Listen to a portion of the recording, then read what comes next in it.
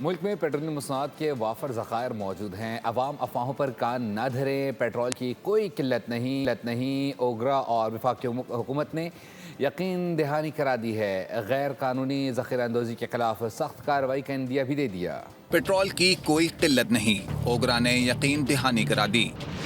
عالمی کشیدہ صورتحال کے باعث حکومت پیٹرولیم سپلائی پر نظر رکھے ہوئے ہے۔ وفاقی حکومت نے ملک میں پیٹرولیم مصنوعات کے وافر ذخائر موجود ہونے کی تصدیق کرتے ہوئے عوام سے اپیل کی ہے کہ افواہوں پر کان نہ دھریں۔ ایران اسرائیل کشیدہ صورتحال اور عالمی سطح پر خام تیل کی قیمتوں میں اضافہ، برینٹ 83 اور WTI $77 سے زائد فی بیرل تک پہنچ گئی ہیں۔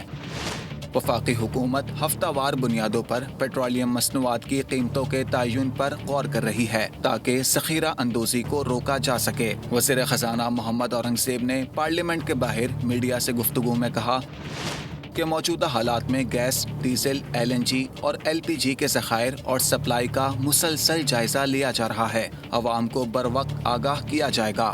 ہمارے پاس کروڈ، مو گیس اور جو ڈیزل ہے اس کے ذخائر موجود ہیں۔ LNG اور LPG اس پہ ہم دیکھ رہے ہیں کہ کہاں کہاں مالیکولز اویلیبل ہیں، لیکن LPG کی بھی اس وقت ہمارے پاس ذخائر موجود ہیں۔